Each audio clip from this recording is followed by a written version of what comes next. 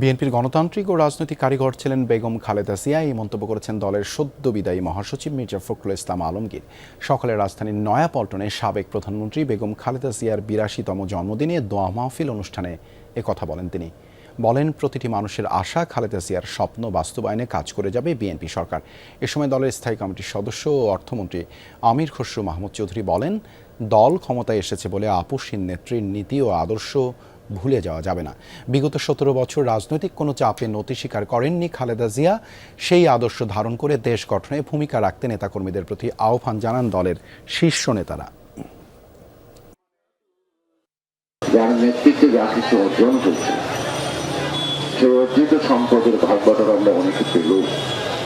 তিনি যখন লড়াই করেছেন, লড়াই মাঠে তিনি কিন্তু সবাইকে পান। আন্দোলন সংগ্রামের মাধ্যমে, দীর্ঘ সংগ্রামের মাধ্যমে স্যাক্রিফাইসের যে রাজনীতি, সেটার পেছনে একটি বিশাল অংশ দাঁড়িয়ে গেছে। বিএনপি যা একটা যে গণতান্ত্রিক দেশ, গণতান্ত্রিক দল, এবং যে দীর্ঘ সংগ্রাম লড়াই করে বিএনপি যে একটা সত্যিকারের একটা রাজনৈতিক দলে পরিণত হয়েছে, তার মূল কারিগর কিন্তু এই দেশের ছিল বেগম খালেদা জিয়া।